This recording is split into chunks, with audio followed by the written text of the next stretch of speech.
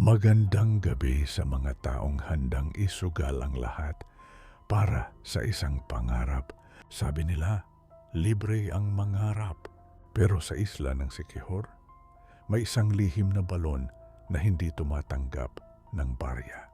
Ang tubig nito ay hindi galing sa lupa, kundi mula sa mga luhang nahulog mula sa langit. Ang balong ito ay nagbibigay ng lahat, yaman, talino o kasikatan. Pero bago mo makuha ang hiling mo, kailangan mong basahin ang orasyon na magbubukas sa pinto ng kabilang mundo. Ako si Mang Hector. Huwag mong titingnan ang sarili mong refleksyon sa tubig kung hindi mo kayang makita ang duguang mukha ng taong magbabayad para sa iyo. Pakinggan mo ang kwento ng balon ng mga bituin. Si Elias ay isang musikero na ilang taon nang naghihirap kahit anong galing niya sa pagtipa ng gitara. Tila bingi ang mundo sa kanyang mga awitin.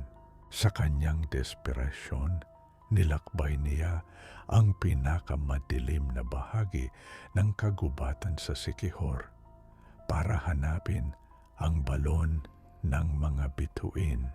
Nahanap niya ito sa gitna ng isang kuweba na ang kisame ay punong-puno ng mga alitaptap na tila mga bituin. Sa gitna ay ang balon na ang tubig ay kasing linaw ng kristal. Isang matandang mambabarang ang lumitaw mula sa anino at iniabot sa kanya ang isang papel na may nakasulat na orasyon. Basahin mo ito, Elias, bulong ng matanda. Ang bawat salita ay kukuha ng liwanag mula sa isang taong mahal mo para maging liwanag ng iyong bituin. Binasa ni Elias ang orasyon. Sa lalim ng tubig, bituin ay hihimbing. Ang hiling ko'y dinggin, ang alay ay kunin. Biglang kumulo ang tubig at naging kulay ginto. Pag-uwi ni Elias sa Maynila, parang isang himala ang nangyari. Ang kanyang mga kanta ay naging viral sa buong mundo. Yumaman siya, sumikat at hinangaan. Pero pag-uwi niya sa kanilang probinsya para bisitahin ang kanyang bunsong kapatid na si Ana, gumuho ang kanyang mundo. Si Ana ay bulag na. Ang kanyang mga mata na dati ay kasing ningning ng mga bituin ay naging purong puti. Kuya, ang dilim. Bakit wala ng ilaw sa mundo? Tanong ng bata habang kinakapa ang mukha ni Elias. Dahil sa matinding pagsisisi, bumalik si Elias sa Siquijor. Pawin mo ang hiling ko. Ibalik mo ang paningin ng kapatid ko. Sigaw niya sa balon. Muling lumitaw ang matanda. Ang hiling na naibigay na ay hindi na mababawi, Elias. Pero maaari mong ilipat ang sumpa. Kung gusto mong makakita muli si Ana, kailangan mong basahin ang pangalawang orasyon. Pero ang kapalit ay hindi na paningin. Kahit ano, ibigay mo na sa akin.